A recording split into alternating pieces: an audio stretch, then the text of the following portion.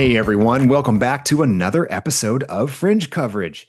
This podcast profiles the stories, swings, and stars of the LPGA Tour. And whether you're brand new to women's golf or a longtime fan, hopefully this helps you develop your own rooting interests in women's professional golf.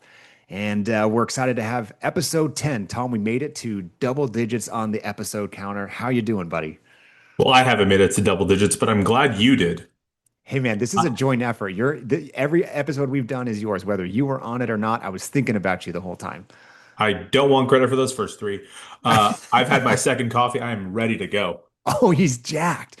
Well, man, we've got a pretty fun episode today. Starting off with a recap of one of the more entertaining tournaments of the year, and entertaining kind of depends on who you're rooting for. Because man, we had for those that don't know, we'll start with the end here. Charley Hull is your champion of the Kroger Queen City Championship presented by P&G out at TPC Rivers Bend in Ohio, just Cincinnati area. Charley ends up winning on the 18th hole. How she did that came at the expense of one Jeeno Thitikul, also known as the number one player in the world. I'll spoil it Also right known as now. Tom's pick. Also known as Tom, yeah, Tom picked Jeeno to win, and it was looking real good for about 71 and a half holes. And I'll spoil it now. Jeeno four jacks the final green, takes her four putts to get in, starting with putting for eagle. And potentially all she needed was a couple of those putts to drop, but really tough way to go. So let me kind of walk us through what kind of starting with the final round. So going to about the 15th, 16th hole, it was a Charley and Jeeno show. There weren't too many other people that were in contention once we got to those final 4 or 5 holes. There were a couple names that really popped up midway through the round, but starting with it becoming Charley and Jeeno, Charley made a crazy good birdie on the par 3 16th. No one had really got the ball close. A couple shelves on this green if you had to get it really on the right level to even have a shot. And Charley left it kind of mid range and somehow drills a putt. Charley's one of those people that leaves the pin in when she putts, which I'm sure we could probably talk about that at length, but it's always a weird look, and I'm always worried that's going to clank and not go in. Charley hit it with pace, and the Hmm. pin deafened the blow, and it went straight to the center, and it tied him up. And then Charley inexplicably on 17, she misses her drive right, and it didn't look like a bad drive, but it got a really bad break. It ran through this bunker and went all the way to the front lip of the bunker in the fairway, and she had no shot at the green.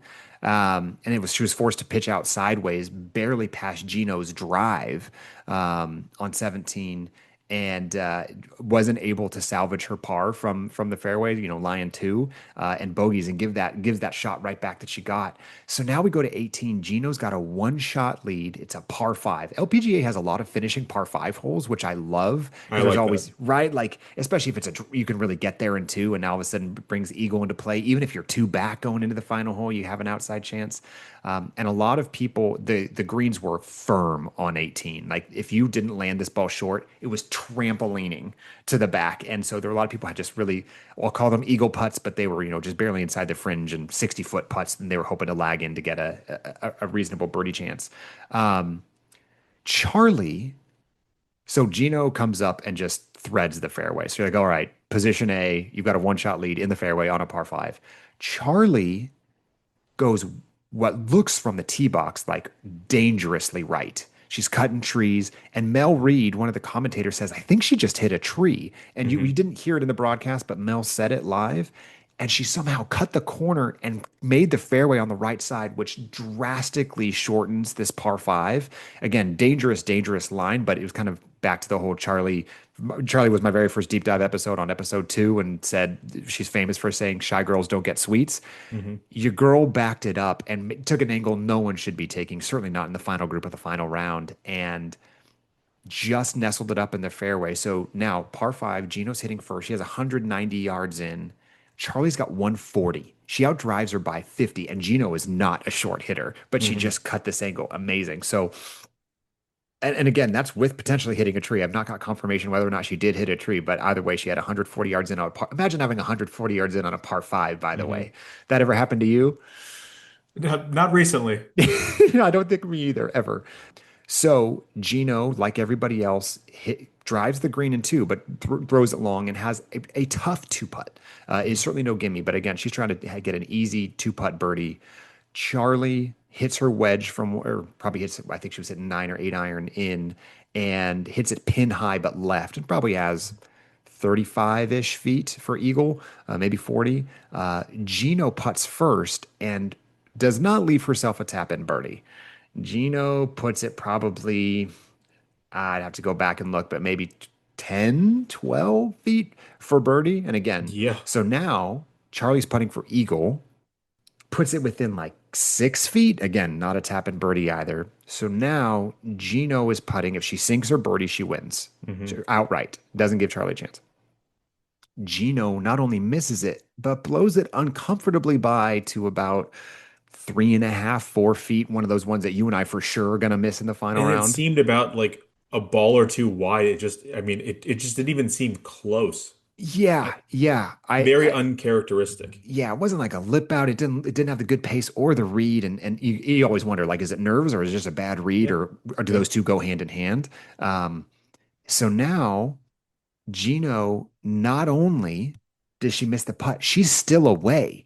So Hmm. Jeeno is now on her third putt, putting for par, with Charlie having a birdie putt on the line. So again, if Jeeno makes this par putt, Charlie has to make her birdie to tie her to go to playoff. Jeeno misses the 3 footer, and again, doesn't really sniff the cup, like Hmm. just went by.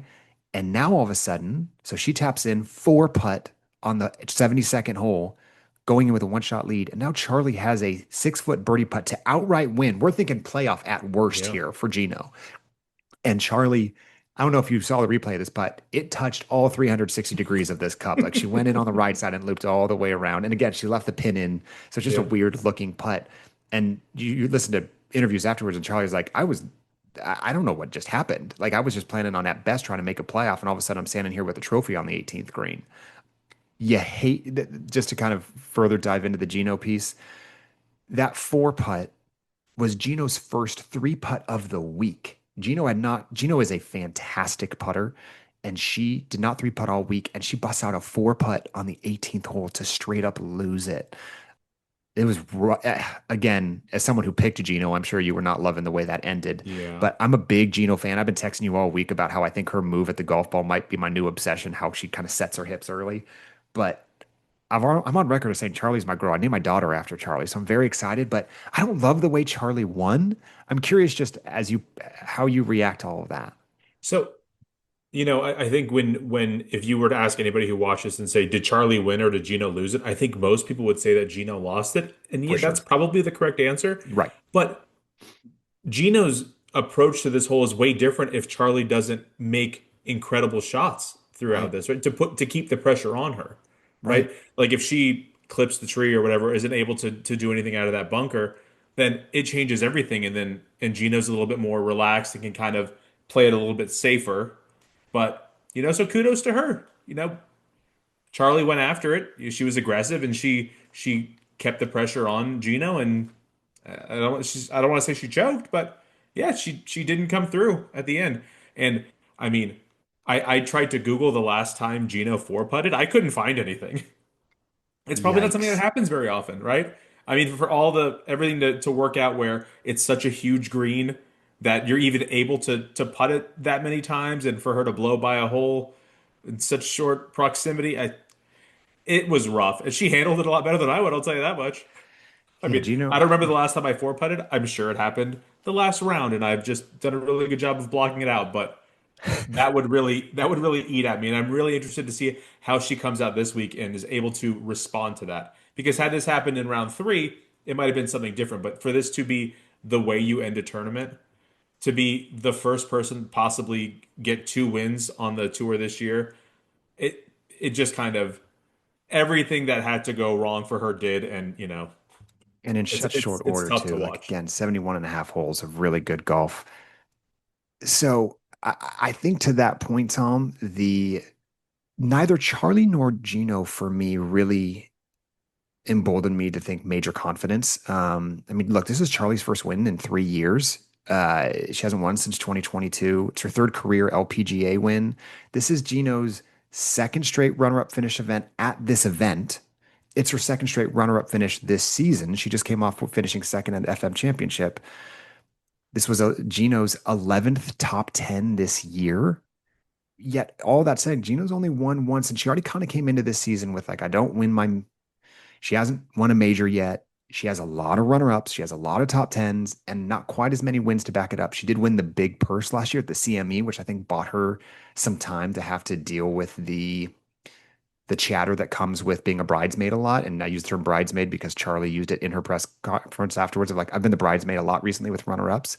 These two have had a lot of runner-ups, and I don't know. Very interesting for two of the top five golfers in the world. And Charley did move up to number five in the Rolex rankings after that win.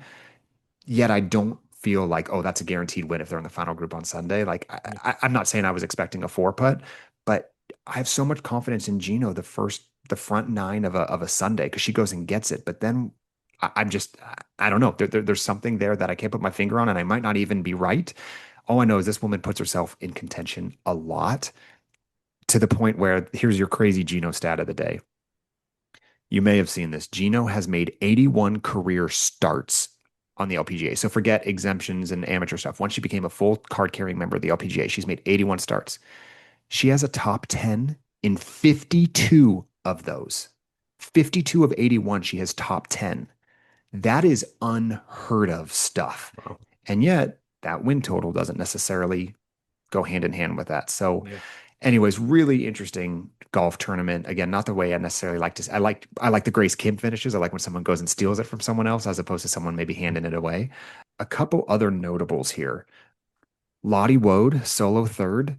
She hasn't been pro for 2 months, and she's already just racked up another top five like it's nothing. And she didn't even think she played that good. Nelly finishes tied for fifth, but man, she was in the tournament about midway through Sunday. But she bogeyed 12, 13, 14 straight up. Like she was in it. She was a couple shots off the lead, and then three straight bogeys just took her out of it. Nelly, we talked with Grant Boone about this last week. Nelly does not play well on Just throw Sundays that this in year. there. Yeah, he just casually dropped it that I talked to Grant Boone last week, and he texted us earlier today. But she she's not playing well on Sundays, and that's so. At least she's in contention. Her name was on a leaderboard, but at no point did it feel like Nelly was a real contender here, which stinks, man. We need her to be good. Just a couple other news and notes. Miyu Yamashita finished fourth. It's her fifth consecutive top 10. Very sneaky season for Miu. And she also overtook the lead. The rookie of the year is a points based thing, like most things on the LPGA tour. She overtook Rio Takeda for first in the points list right now for rookie of the year award. One of the EY twins, just out to EY, had a rough Sunday, dude. Two double bogeys on the back nine. But another top five for her. And then finally, Yalimi No, one of my favorites out there. Yalimi had a really good Saturday, like one of the best rounds of the tournament, and then just blew up and shot 76 on Sunday. And I was bummed. I was ready to start rooting for her to kind of make some noise, and she took herself out of it early on Sunday. I was kind of bummed on that. So just a couple takes from the tournament. Commercial coverage was rough. The actually two things were rough. One was pace of play. Pace of play was egregious all day. There was a point midway through the round that the final group of Charley and Chisato and Jeeno were waiting 10 minutes a hole to tee off, Mm. like 10 minutes on the group in front of them. So that's where it started. And then Chisato started playing bad. She had two doubles on the back and needed a couple rulings at times too, waiting for a rules official to come. Like I think they were 4 hours and 20 minutes through 14 holes or something. Like it was brutal. Whoa. And LPGA, they just instituted a pace of play policy here over the last maybe 6, 8 months now, where they're actually stroking and finding some people and with a little bit more aggressive criteria, but it's still not making a difference. And Charley is notoriously outspoken for how much she hates slow play. Like Charley's ADHD. Charley wants to go in 2 hours if she can. And so her body language started to change. So I was very worried that Charley was going to lose this tournament because she was going to get impatient. Like there was a point where it got so bad that like Chisato was getting rulings. Like Charley was just putting out. Like she was asking for permission, but basically purposely putting out a turn just to like keep things going along. Is that And then something on you have to do? You have to ask for permission? yeah, it's kind of like an etiquette thing. You don't Sure. just do it, but more often than not, like you feel bad if you're getting the ruling. So if your playing partners want to help speed up pace supply, you're normally going to be like, yeah, heck, go for it. But Who it's do you kind of like ask? an Who do you ask for permission? Not the other golfers. I assume it's You're the the rules other official. golfers. Yeah, you just say, "Hey, I'm going to go ahead and play through." And like the only time, usually it's only an issue when it's like a final hole and he's like, "Who's away?" and like well, you want a measurement to know that like I Sure. want them to go away because I wanted them to putt first, like all of that. But in these instances, usually everyone's kind of on the same page. That like, yeah, anything to increase the speed of play right now, we're going to take it. And then commercial coverage sucked, dude. We got to a point where the leaders were on the 16th hole. This was right before Charlie. This is right when Charlie birdied. She they came back from commercial, showed three putts, one of which was a tap in, then went back to commercial break. They didn't even go to another hole. It was just those three players on 16, and then they went back, and it happened three more times. Like it's Mm, again, I know you and I aren't privy to the ins and outs of how contracts are worked, and this being a byproduct of like advertisers who support the PGA and the LPGA, and where do they get all their ads? But you can't kill the back nine on Sunday. Like inundate people on Friday for all I care. Like but like on a Sunday, if you're trying to get the casual golfer, ain't nobody tuning in if all you're seeing is three putts with no context. So it was as someone who is I'm usually pretty forgiving on this stuff because at least I'm getting to watch women's golf. It was pretty infuriating to have my viewing experience get like obviously ruined and like hijacked every what conceivably 90 seconds. He was yeah. brutal. And with the the younger generation coming up, I tried to turn on Red Zone when I got home in the afternoon, and now Red Zone has commercials, right? And my son goes, "Oh no, go to the one that we used to watch without the commercials." And I go, "Oh no, Oh gosh. this is the new norm. There's commercials on Red Zone now." He goes, "Why?" I go, "Money, man. That's money talks, and that's the new agreement where Red Zone used to be 7 hours of commercial free coverage. It is now 7 hours of coverage." How would that conversation go with your child? He didn't care for it, Mark. But you say, hey, you know what? If we're going to watch commercials, we might as well watch the LPGA. Let's go over and just change the channel. That's There what you I'm go. sure you did. Yeah. This was after the tournament ended, by the way. God, what a tournament, man. Yeah. Okay, it's a decent segue. Last week we had Graham Boone on, and we had him help provide you some suggestions for who your favorite golfer should be. And I want to Grant throw a Boone's the couple. man. Got He a is. text. He messaged us this morning like, "Hey Tom, just in case I didn't mention it, Charlie Hull pretty much satisfies every piece of criteria that you have. Yeah. I might pick up smoking just to give up smoking to be like Charlie Hull. I mean, she's exactly what we're looking for, right? I mean, look, before Grant came on, I was going to take a stab at giving you favorites. And let's just say Grant and I did not have any overlap with the golfers we were going to give you because I know Yeah. you intimately well and probably went more the style route than the golfer route. And he gave you a bunch of up and comer names that aren't even like top 30 golfers. Like he gave Yeah. you kind of down the leaderboard, which is great for you to be able to kind of dip through all these different types of golfers. I want to give you a couple more. Charlie Hull is top of that list. Again, it's well documented at this point. We won't have to rehash it. Driver's favorite club in her bag. She's now the number five player in the world. She's known as saying shy girls don't get sweets, like to your criteria, right? Like wants to go for every Fantastic pin. fit. Oh, and I think she's the best dressed on tour. Like again, you and I joked in the beginning of all this. We're going to pretend to be a sommelier, but I told you the outset, like it's gonna be Charlie. I think it might even be on our podcast. Like it's gonna be Charlie, but it's fun that we're going to look at some other golfers too. One of the brownie points that I was asking for is if somebody does an orthodox putting style. I would say leaving the pin in counts. Okay. Okay. I Yeah. like that. You're right. While the putter itself isn't any different, or the grip isn't different, it is a unique. I've got another someone that maybe fits that if you want to stretch that criteria a little bit. So I've got three other names for you. Go for it. Julia Lopez Ramirez, 22 years old. She's my up and comer for you. So Julia bombs it. She's the longest on tour. So no one hits the ball further than her driving distance wise. She's 61st in the CME going into last week. I don't know where she is now. So flirting with the top 60. Mhm. She's from Spain originally, played her college golf at Mississippi State. Girl just wrecks the ball, dude. And might be my favorite swing on tour.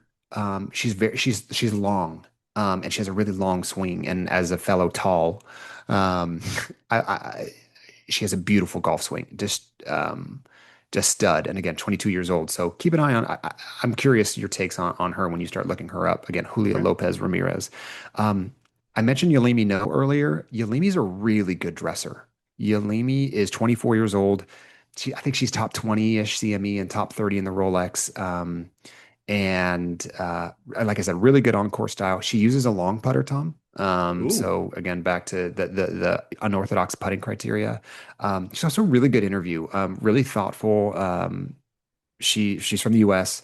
And just she joined the tour really young. She has some records she set from in terms of young how young she was when she won, and she won earlier this year. So Yolimi's a good one.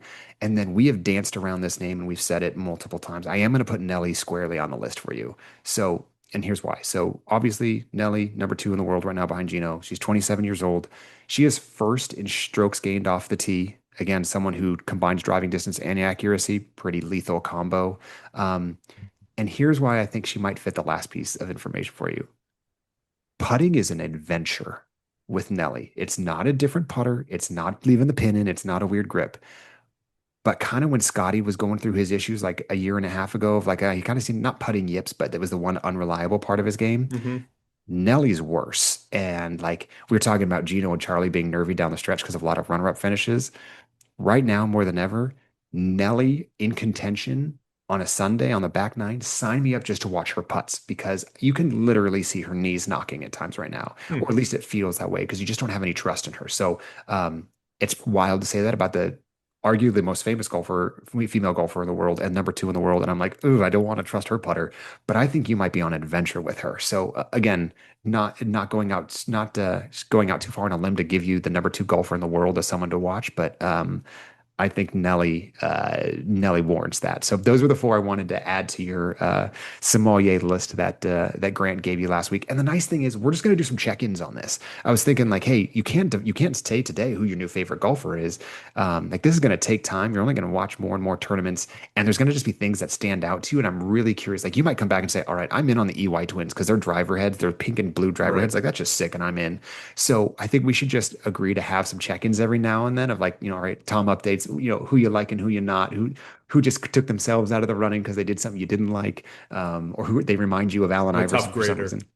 I was Right. thinking that one of the things we might do to really like flip this whole podcast on its head is I might take Charlie and then we find you a new favorite golfer because I'm okay with that. since she satisfies all the criteria that I've laid out, Yeah. and we don't want to just say like you like Charlie, I like Charlie, that's cool. Maybe I just take Charlie from you. I mean, you can you Because like can we we said, can the first share. three episodes don't count. So everything That's you right. said about her, just That's right. We can yeah. share. I could certainly construct a golfer if I wanted to, of kind of taking the best of everybody. That could be a fun one in itself. All right, where do you want to go next? I do have a mini quiz for you if you'd like. A pop quiz? A pop quiz. So Am I going to fail miserably at this? no, I don't think so. They're not terribly hard questions. I was trying to make Okay. something that would be a little bit fun. A little bit. I like a lot of fun, so let's just go all in. But what's most important, Mark? Stakes. Okay, stakes. So land this out here. If I'm going to ask you five questions, Okay. if you don't get three of them correct, you have to take off next Friday and watch the day one of the Ryder Cup with me. Okay. How Such does a that sound? punishment. Um, Well, I mean, you have to take time off work and you have to drive to my house or host me for a okay. breakfast and lunch. Okay. We can Uh, discuss. and if I get 3 out of 5? You don't have to. Oh, right. So it's just really all about Easy the as Ryder that. Cup. We can record a Gotta live episode together. gotta love an LPGA podcast talking about the Ryder Cup. Yep, sounds exactly No, I like I didn't. We want to be didn't have to doing. talk about the Ryder Cup. We're just going to watch together. I was thinking it would be fun to do a live podcast while we're watching an LPGA tournament, kind of just more some Sure. live reaction. It might get a little stale, but I do think watching it together is more fun than recapping it like the way we do sometimes. So, Yeah. all right, well, let me check my work schedule because we do have day jobs. But I'm open to the stakes as of today, This is my which day is job. All right. Mark, what was the lowest round shot on tour this season? Don't need to tell me who did it. You don't need to tell me the tournament. I want the score. I will give you a hint. It's a par 72. 62. Oh, 61. Who shot a 61 Akie Iwai at the Honda LPGA at the Thailand in Honda? February. That's right. Okay. All right, All 0 right. for 0 for 1. 1. Great. How Dang, I many liked my guess on that Americans one. are currently in the top 10 of the Rolex Cup rankings? And the reason I Pre ask this is because I was, kind of previewing the Solheim Cup in my head, and I was thinking, huh, how many of these golfers am I even going to be able to recognize? So, Pre how or many post? Americans Is this after this week's tournament that we just today? had? Yep, So I we're looked at the current rankings. okay. So Charlie moved into top five. Charlie, I don't know if Charlie was already top 10 or if she was 11. So I wonder if you're asking this because she bumped somebody. I can only, this isn't my guess yet. I'm kind of thinking out loud here right now. I've got two in my head and I'm trying to think who there else would even be. So Nelly, I know is, unless something changed, she'd be number two. Jeeno probably stretched her number one lead. Angel has been up there most of the year. I don't even know what Angel did this week or if she even played, which probably doesn't bode well. But Angel is probably still like the Solheim Cup points leader, so I would guess Angel's in there. But man, there's probably a lot of Japan. Mark, Yeah, you're I'm going gonna to go. need an answer. I'm gonna go with two. I can't think of another That American is inside the top correct. 15. Don't rack your brain. You are correct. Yes. Okay. Two. Okay. How many Europeans are in the top 10? Oh, Europeans. We're not even going countries now. We're going just whole No, continents this now. is Solheim. This is, yeah, I need the whole continent. Okay, well, there's only eight other spots because I've given two to America. Gino's from Thailand. Lydia's up there. Well, and I don't know how many Japanese are in there. I bet Miyu's up there, and I bet Mao's up there, and Ronnie is up there. Okay, so Charlie is number five. Did Lottie get in yet? Lottie's got to be freaking close, dude. There's no way Lottie's already top 10. Let's go one. One is correct. Yes. Fantastic. You really don't want to hang out with me. Okay, I next just want the question. choice. I just want the choice. In 2023, the LPGA had 34 events. How many Okay. miles did the tour travel? I need an answer within 10,000 miles. So Oh I'm my giving you some gosh, help you here. know I'm bad at this stuff. Okay. So walk me through here what I'm doing. You're talking about from stop if you were to fly stop to stop with not Yes, going back home or anything else. You're talking about if I correct. went from Kroger to Walmart, that type of thing. Yes, yes. And they are Well, going they got all around the world. I mean, 34 events. let's just get ahead of this now. Like I'm not horrific at like geography in terms of where things are. I don't know distances at all. Like I don't know how far Denver is from LA. Like, and we're talking domestic, and there's two Asia swings. Let's go 29,000. The correct answer is 84,000. I'm so bad at this stuff. You knew I was gonna miss that one. Yeah, I know. The 80. well, that's why it was number four. So then number five, all the pressure is on. Oh, so I've missed two and I've got to. Yeah. Oh, I don't like that. You're This isn't my stacking first game show, Mark. the fifth question you're gonna stack against me. I know you. The Walmart Northwest Championship, presented by Kroger, takes place in Rogers, Arkansas. Oof, I don't like where this is Rogers going. is the fifth most populous city in Arkansas. Oh, Jesus. Name two of the top four. Two of the top four most populous cities in Arkansas. Yeah. Okay, my I don't know, fourth grade geography is coming back to me. Let's go Little Rock, I think is the capital. Number one, Little Rock. Not Mark, only name another city in I Arkansas. think that's more my concern is I mean, if I can name another one, it would probably be top four, but I've never heard of Rogers. Shout out to all of our people from Rogers. I'm not familiar with their game. Doing big Um, numbers in Rogers. Little Rock, Arkansas. So I'm gonna get a Um, vanilla latte and I'm gonna get an everything Where's the bagel. University of Arkansas? Is that in Little Rock? Like, where did Corliss Williamson live? That's the only, like, I always think of college basketball from like the 90s. Corliss Williamson, where are the Razorbacks?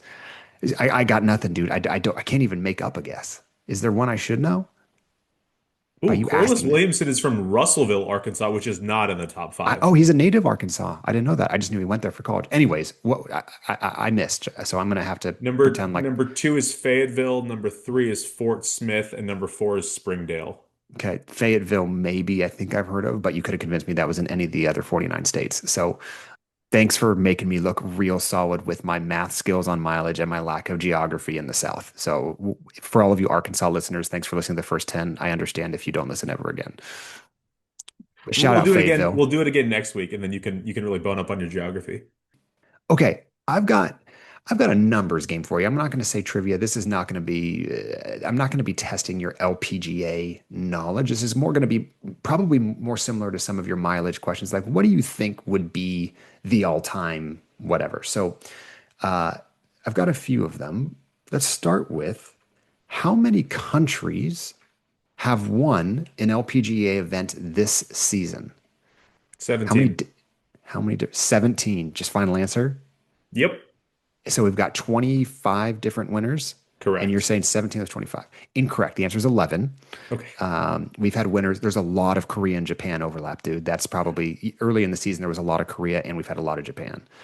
So, So whenever I listen to anybody like doing any kind of quiz or anything like this on a podcast or a TV show or anything like that, one thing that really impresses me is the correct answer. The right, second thing sure. that really impresses me, answering quickly. Okay, I The like this. Okay, confidence. so you're not gonna. So you and I are the polar opposites on this. I'm gonna think out loud for everybody. You're just gonna fire off an answer. I Well, like it. I did a little bit of math. I go, well, okay, I know Yeah, that, you did it in your head though. yeah, oh yeah. Okay, so those 11 are South Korea, the US, New Zealand, Japan, Sweden, Thailand, Spain, Australia, Charlie, UK, Canada, and China. Tom, who currently leads the LPGA 2025 money list and how much money have they made? Uh, Gino, Okay. and I'm gonna say 4.5 million. Okay, wrong on Wait, both. that's way off. Okay, sorry. Okay, go for it.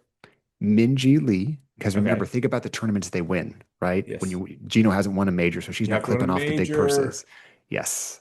If So only I had Minji, stopped to think about that and not just rush to my answer. but I'm not upset with your money amount. The answer is 3.6. And again, there's not going to be someone with crazy high money this year because of all the different winners, right? There's Yeah. going to be the money's going to be well distributed. But Minji, with her major win earlier this year, got herself. This was pre this week, but everything still stands at 3.6 million. Now let's get into some fun historical stuff, Tom. Last year, Nelly Corda famously won 7 total tournaments, 6 regular season tournaments, and a major. What is the most wins in a season ever on the LPGA Tour? Don't worry, I'm not asking 11. who or when. 13. Mickey Wright in 1963 won 13 times.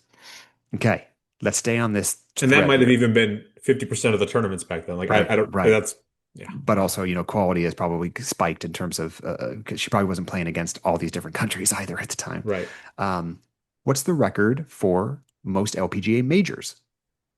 Like we just had this conversation. 7? 15. Patty Berg has won 15 majors. So very similar to the men's game here of there's some people to go chase. Now, So not even maybe close. I think like the major record in men's is 18, right? So women is 15. I think the all-time men's record for number of wins, non-major, just number of wins is 82. Is that the number? Maybe somewhere around there. So, what is the most career wins on the LPGA tour? 78. 88. Kathy Whitworth is the all-time leading winner, men or women. 88 Wow. tour wins to her name.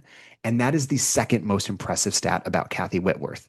The first is on top of, dude, just get ready for this. I said this to my wife, so giddy. It's been a while since a stat has got me like this.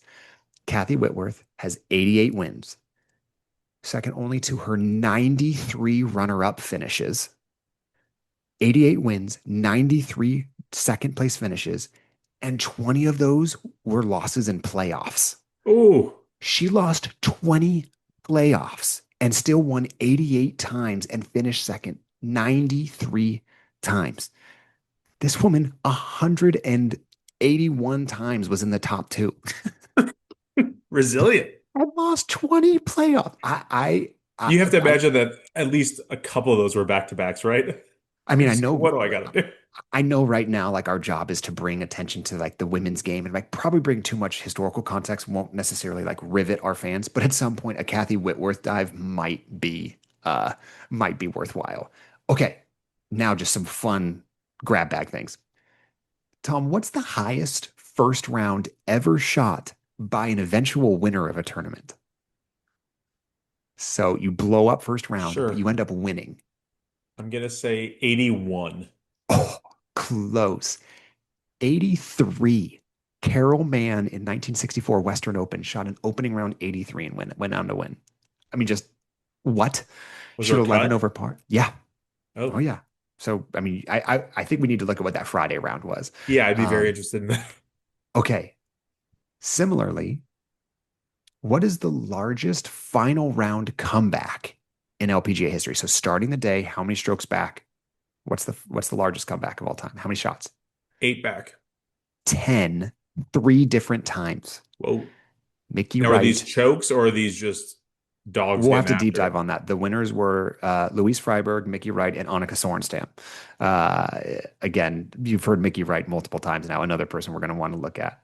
Now, my favorite random stat of the day.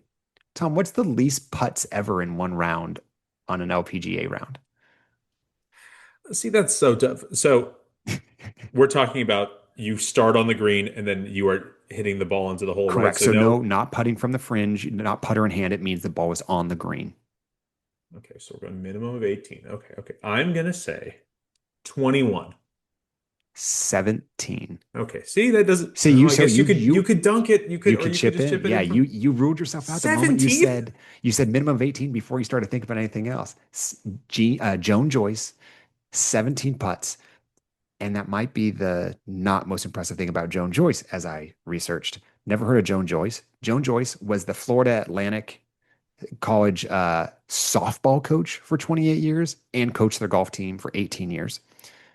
Beyond coaching, Joan Joyce is considered among the greatest pitchers in softball history. She's in 20 different halls of fame, and she played in the Amateur Softball Association, where she threw 150 no hitters and 50 perfect games. She's also a 15-time All American because of all the different sports she played, and a member of four World Series teams in softball, four-time Women's Basketball Association All American, and set the national basketball single game scoring record in 1964 with 67 points.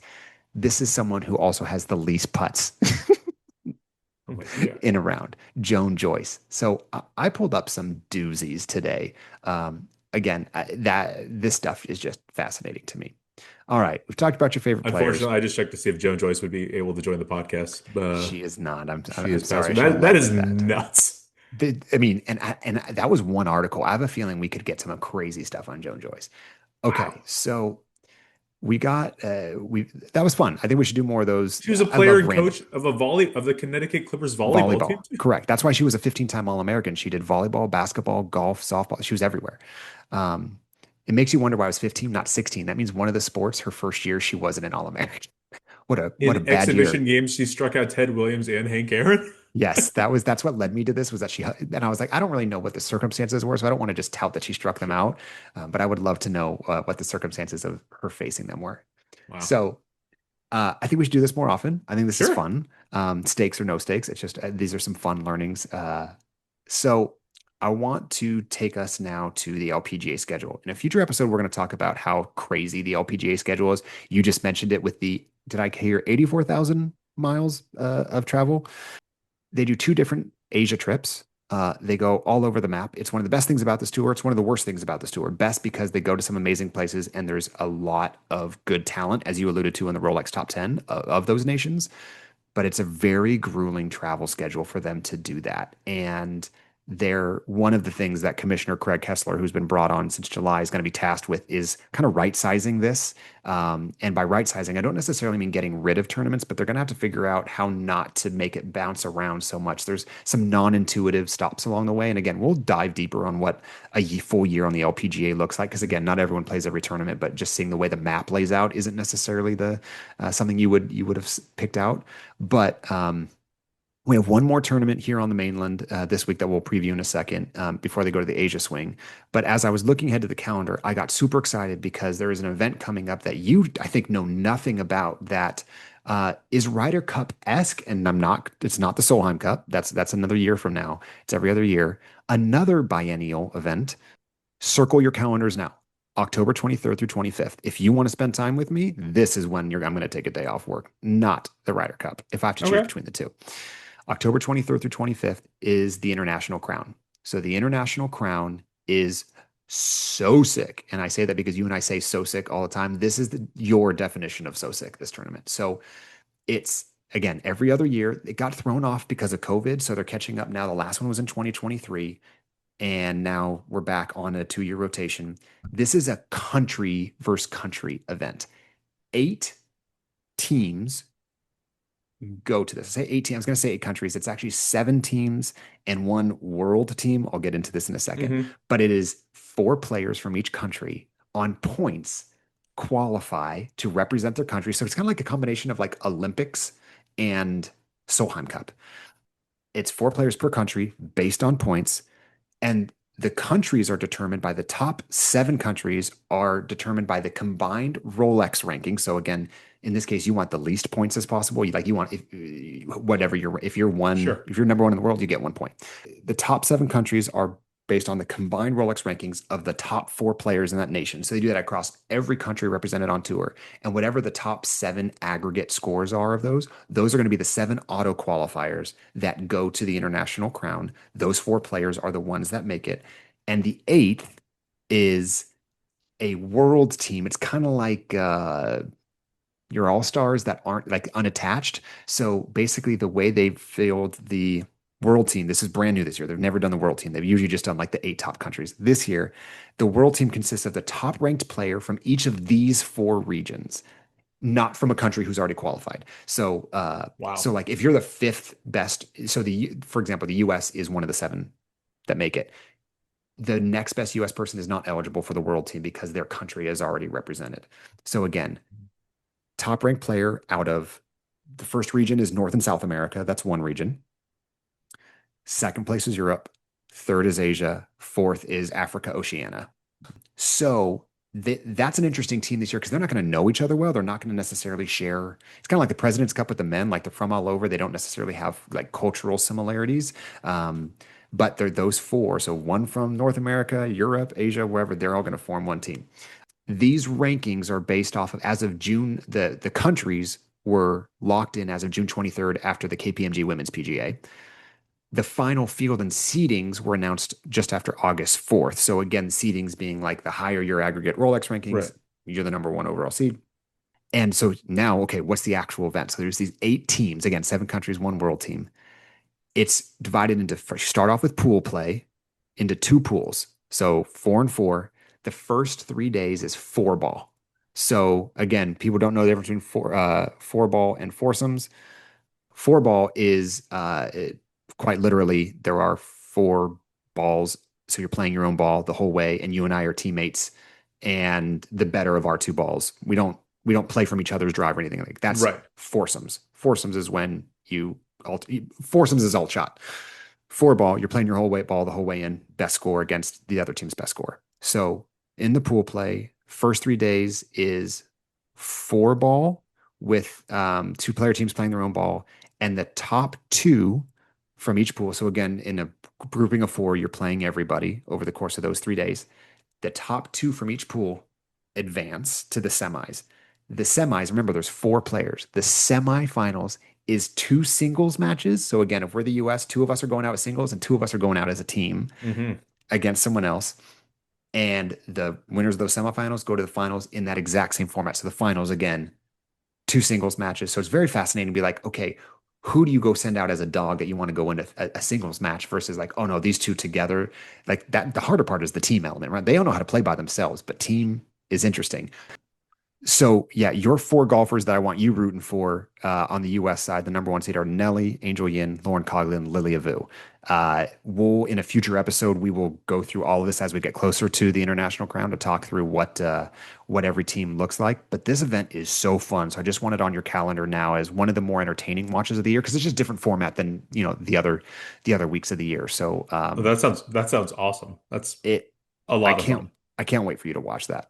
So I'm interested okay, in that eighth team, just the superstars, because when you watch the Olympics or something like that, like just take Olympic basketball and you go, the US team's good, the Canadian team is good, and then you go, oh, you know who would probably be good? Like, if Luca had some help, or if Giannis had some help, or the Wagner boys, like, oh, what if we just put them all together on one team and they would just absolutely dominate, right? But it's kind of like that, right? You got 1 or 2 people that could really bring a lot to a table if they had solid teammates like the other participants do. So yeah, count me in. That sounds Incredible. I'll tell you right now, Team World is Brooke Henderson from Canada, Charley Hull from England, Wei Ling Su from Chinese Taipei, and Lydia Ko. Will be very fascinating. We'll Yes. do a full deep dive there. Let's wrap up with tournament preview. Again, you mentioned earlier we're going to Arkansas this week for the Walmart Northwest Arkansas Championship, presented by P&G. Second straight week with the presented by P&G sponsorship. Again, free ad for them. They're putting a lot of money into the LPGA. I'll always shout out the sponsors who are investing in this sport because we need more of it. Unique event. This is only a three-round tournament, 54 holes. Shout out Live Golf for those of you who like to live golf out there. This is September 19th to 21st at Pinnacle Country Club, as in the aforementioned Rogers, Arkansas. It's a $3 million purse. It's one of the larger purses on tour outside of the majors, which is interesting for a three-round tournament. I'd love to kind of dig into why that is. It means P&G is probably pumping some pretty good money into it, and Walmart as well, right? Defending champ Jasmine Swanepoel, and then kind of some weird watching windows this week for those of you wanting to tune in. Again, it's only a 3-day tournament, so coverage starts on Friday, 3 to 5 p.m. on Golf Channel, and then 5 to 6 on NBC Digital, and then Saturday again 3 to 5 p.m. on Golf Channel, and Sunday 3 to 5 p.m. on Golf Channel. So last week I had Jeeno. She finished second, so I won my first win of the season. Congratulations! So now it is your turn to pick first. And you just reminded me right now that we have to do picks. So I don't even know who's in the field. So I better be careful with this pick here. Let's see, Arkansas. Golly. And now that you said Geno's taking a week off, I'm concerned that maybe a lot are going to do that. And I don't even know who's in this. You know what? Let's go. All right, we're going to break the streak. I'm going to take Akie Iwai. I don't even know if she's playing this week. All right. Do you Who want me you to got? check, or you know what? Should we just? No, no, Okay. All right. absolutely not. Uh, I have learned from my mistakes. I'm here to repent. I am leaning into it. I am picking Ayaka. We are going to have, we are going to tie the record. The most winners on tour in one season, 26. That's the Oh, that's record. the record. Okay. We're going to tie it this week. Wow. Okay, so Akie versus Ayaka. Great. If you guys have feedback, questions, we've been getting a lot of good feedback here recently of what you guys are enjoying and not. If you have suggestions for players you want to hear more about or topics, please email us at fringecoverage@gmail.com. Follow us on Instagram at fringecoveragepod, and follow us on X at fringeCoverageX. And as always, whether you're approaching from the fairway or the rough, we got you covered inside the fringe. Bye, guys.